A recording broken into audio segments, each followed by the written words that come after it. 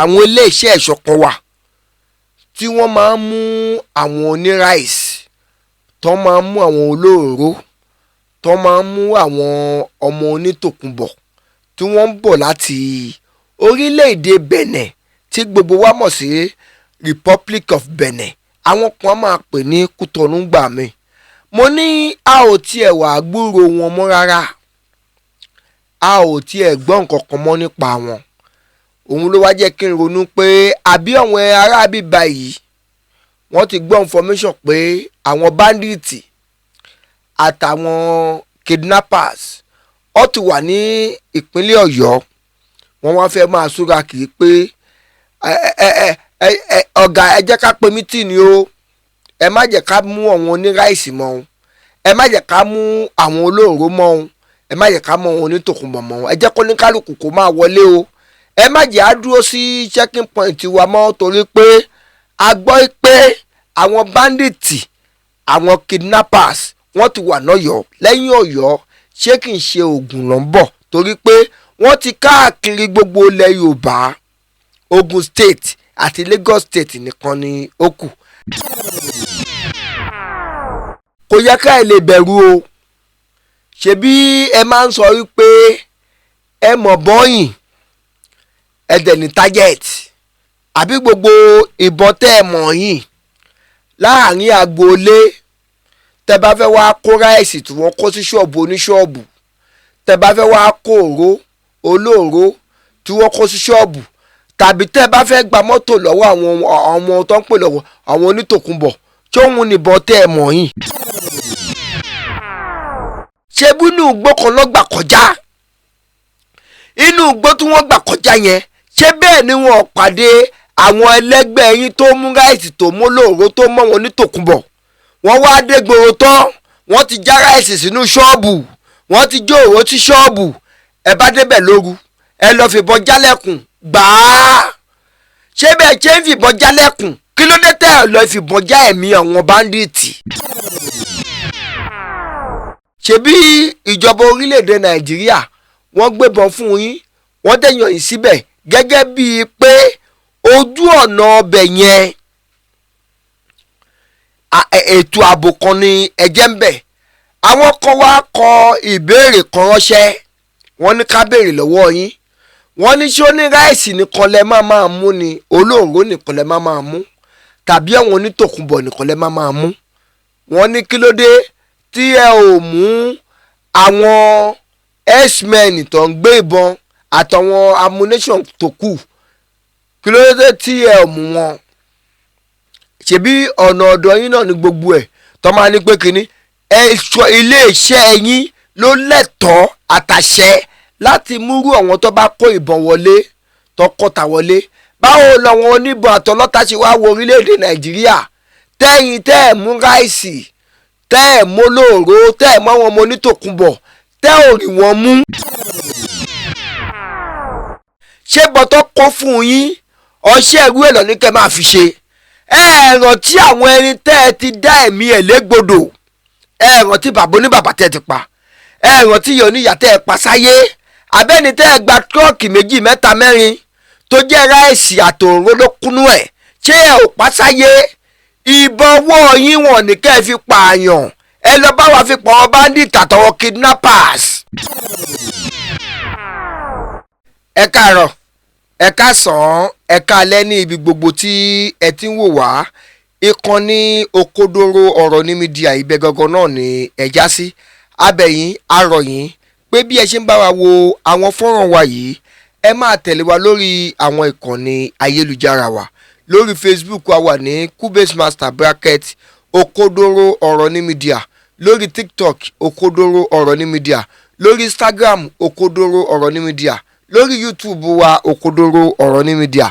Ẹ sì má gbàgbé láti tan notification button yìí sílẹ̀ nítorí àwọn fọ́nrán mi tí ó máa jáde.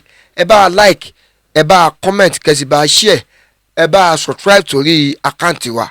Ojú tẹ́ fún wò wá kò ní fọ́ o, etí tí ẹ fi ń gbọ́ wa kò ní di. Ẹ ṣeun bí ẹ ṣe ń tẹ̀lé wa. Ọ̀rọ̀ àwọn àgbà kan ní ilẹ̀ Yorùbá, àwọn àgbà tó ní làákàyè, àwọn àgbà tí wọ́n mọ béèyàn bá ń bẹ́gi nígbó tọmọ ibi tó máa wó sí. Wọ́n á máa pòwe kan ní ọ̀pọ̀ ìgbà pé ẹni téèyàn bá lè dààmú irú ẹni bẹ́ẹ̀ ni a máa halẹ̀ mọ́.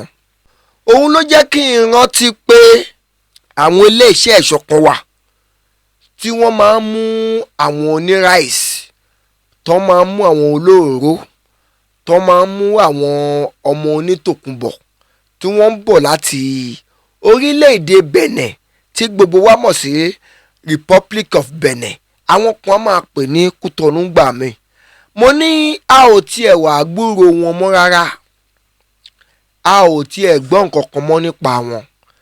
Òun ló wá jẹ́ kí n ronú pé àbí àwọn ará bíbá yìí wọ́n ti gbọ́ information pé àwọn bandit àtàwọn kidnappers ó ti wà ní ìpínlẹ̀ Ọ̀yọ́. Wọ́n wá fẹ́ máa súra kiri pé ọ̀gá ẹ jẹ́ ká pe mítìnì o, ẹ má jẹ́ ká mú àwọn oníráìsì mọ́ o, ẹ má jẹ́ ká mú àwọn olóróró mọ́ o, ẹ má jẹ́ ká mú àwọn onítòkùnbọ̀ mọ́ o, ẹ jẹ́ kó ní kálukú kó máa wọlé o, ẹ má jẹ́ á dúró sí checking point wa mọ́ torí pé a gbọ́ pé àwọn bandit àwọn kidnappers wọ́n ti wà lọ́yọ̀ọ́. Lẹ́yìn Ọ̀yọ́ ṣé kì í ṣe Ògùn ló ń bọ̀ torí pé wọ́n ti káàkiri gbogbo ilẹ̀ Yorùbá, Ogun State àti Lagos State nìkan ni ó kù. Òun ló jẹ́ kí wọ́n máa béèrè lọ́wọ́ ìyẹn èèyàn pé how market o ìjẹsẹ́ gbúrú àwọn tó mú ní ráìsì àtàwọn olóró àtàwọn ọmọ onítòkùnbọ̀ ṣe gbúrò wọn. Tó bá jẹ́ pé gbúrò wọn á jẹ́ pé ìró kùrùkẹrẹ tàwọn ti bandit àti àwọn kidnapper òun ló jẹ́ kọ́súràkì. Kò yẹ ká ẹ lè bẹ̀rù o. Ṣebí ẹ máa ń sọ wípé ẹ mọ̀ bọ́yìn ẹ dẹ̀ ní target, àbí gbogbo ìbọn tẹ́ ẹ mọ̀ yìí láàrin agboolé tẹ́ bá fẹ́ wá kó ráìsì tí wọ́n kó sí ṣọ́ọ̀bù oníṣọ́ọ̀bù, tẹ́ bá fẹ́ wá kó olóró tí wọ́n kó sí ṣọ́ọ̀bù, tàbí tẹ́ bá fẹ́ gba mọ́tò lọ́wọ́ àwọn ọmọ tó ń pè lọ́wọ́ àwọn onítòkùnbọ̀ tí òun nìbọn tẹ́ ẹ mọ̀ yìí. Ṣebí ìjọba orílẹ̀-èdè Nàìjíríà wọ́n gbébọn fún yín, wọ́n dẹ̀yàn yín síbẹ̀ gẹ́gẹ́ bíi pé ojú ọ̀nà ọbẹ̀ yẹn ètò ààbò kan ni ẹ̀jẹ̀ ń bẹ̀. Àwọn kan wá kọ ìbéèrè kan ránṣẹ́, wọ́n ní ká béèrè lọ́wọ́ yín. Wọ́n ní ṣé ó ní ráìsì nìkan lẹ máa mú ni olóró nìkan lẹ máa mú tàbí àwọn onítòkùnbọ̀ nìkan lẹ máa mú. Wọ́n ní kí ló dé tí ẹ ò mú àwọn x-men tó ń gbé ìbọn àtàwọn ammunition tó kù, kí ló dé tí ẹ ò mú wọn? Ṣebí ọ̀nà ọ̀dọ̀ yín náà ní gbogbo ẹ̀ tó máa ní pé kínní iléeṣẹ́ yín ló lẹ́tọ̀ọ́ àtàṣẹ láti múrú àwọn tó bá kó ìbọn wọlé tó kọ́ta wọlé. Báwo làwọn oníbọn àtọlọ́ta ṣe wá wo orílẹ̀-èdè Nàìjíríà tẹ́yìn tẹ́ ẹ̀ mú ráìsì, tẹ́ ẹ̀ mú olóró, tẹ́ ẹ̀ mú àwọn ọmọ onítòkùnbọ̀, tẹ́ ò rí wọn mú? Ó yẹ kí ìjọba orílẹ̀-èdè Nàìjíríà kó béèrè lọ́wọ́ yín pé báwo ló ṣe jẹ́ o, how market àbọ̀wọ̀n olóró nìkan lọ́ní kẹ́ máa fi gbogbo halẹ̀ yín lọ́ní kẹ́ máa fi mú. Wọ́n á ti wá lọ mú rin, wọ́n á jó síwájú mọ́tò wọn gbọ̀gbọ̀rọ̀. Ṣáwọn olóró nìkan lọ́ní kẹ́ máa fi mú? Ṣebí iléeṣẹ́ yín náà ló lẹ́tọ̀ọ́ láti máa mọ wọn tó bá kó bọ tó kọ́ ta àbọ̀n wọlé. Ọ̀nà bó làwọn bandit bá wọlé tí ẹ ò mú wọn pé ìbọn tẹ́ ń kó bọ̀ yìí, ibo lẹ̀ ń kó bọ̀, ibo lẹ̀ ń kó lọ. Iṣẹ́ kí lẹ fẹ́ lọ fi ṣe lórílẹ̀‐èdè Nàìjíríà tẹ kórùn nǹkan báyìí wọlé? Ẹ ò ní rọ́wọ́ yẹn mú. Àfi àwọn ẹni ẹlẹ́ni, àwọn eléèyàn tí wọ́n struggle láti jẹ láti mu, láti jẹ́ èèyàn, láti jẹ́ kí ìyàwó wọn kó wà pa, láti jẹ́ kọ́ ọmọ wọn kó dùn rí, tí wọ́n struggle kúrò lórílẹ̀‐èdè Kútọ́nù tọ́dọ̀ orílẹ̀‐èdè Nàìjíríà yìí, kọ́tẹ̀ tó dé gbogbo orílẹ̀‐èdè Nàìjíríà yìí. Ṣé bí inú igbó kan ló gbà kọjá? Inú igbó tí wọ́n gbà kọjá yẹn, ṣé bẹ́ẹ̀ ni wọ́n pàdé àwọn ẹlẹ́gbẹ́ yín tó mú ráìsì, tó mú olóró, tó mọ́ wọn ní tòkunbọ̀? Wọ́n wá dé gbòòrò tán, wọ́n ti já ráìsì sínú ṣọ́ọ̀bù, wọ́n ti jó òró sí ṣọ́ọ̀bù. Ẹ bá débẹ̀ lóru, ẹ lọ fìbọn jálẹ̀kùn gbàá. Ṣé bẹ́ẹ̀ ṣe ń fìbọn jálẹ̀kùn? Kí ló dé tẹ́ ẹ lọ fìbọn já ẹ̀mí àwọn báńdíìtì?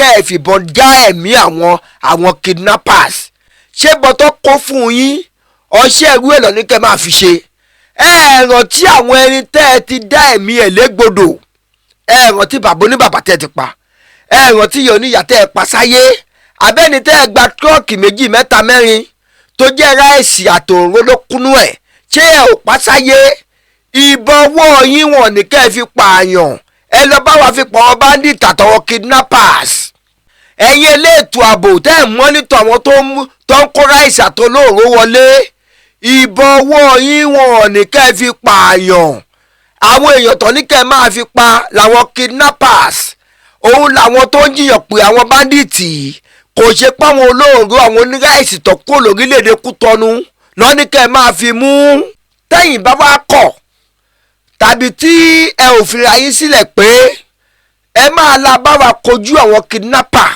àtàwọn bandit àwa máa pariwo fúnjọba orílẹ̀‐èdè Nàìjíríà pé àwọn elétò tí wọ́n mú ní ráìsì tó mú olóòró tó ń kú àwọn ọmọ onítòkùnbọ̀ tó gbé mọ́tò àlòkù wọlé láti orílẹ̀‐èdè Kútọ́nù ìyẹn Republic of Benin àwa àgbẹ̀ orílẹ̀‐èdè Nàìjíríà àwọn ìjọba yìí pé ẹ jẹ́ káwọn ará bíbá yìí náà pẹ̀lú àwọn tó máa la fèsì àwọn bandit o bẹ́ẹ̀ ṣe ń fìbọn já ṣọ́ọ̀bù oníṣọ́ọ̀bù tẹ́ ń fìbọn pa èèyàn eléèyàn tẹ́ ń fìbọn já ẹ̀mí ẹlẹ́mìí ẹ̀yin náà ẹ jẹ́ kó ẹ wá ra witness yẹ á dára fún yín kò ní bàjẹ́ gbogbo ẹ̀yin èèyàn tẹ́ ń bá wa wo kínní yìí pàápàá jùlọ ẹ̀yin tẹ́ ń ta ráìsì lápòlápò olóòró ní bọ́ọ̀kì ní kẹ́ẹ̀gì yẹ́lò ẹ bá wa pín fọ́nrán yìí ẹ jẹ́ kó délé kódóko kó lè dádọ̀ àwọn ìjọba orílẹ̀-èdè Nàìjíríà kó lè wà àtòtọ́ nínú àwọn ṣèbí mọ gidi lọ́gbẹ́ fún ọ̀rẹ́ bíbá ìgbógun tó fi ń halẹ̀ mọ́ wọn ní ráìsì olóòró yìí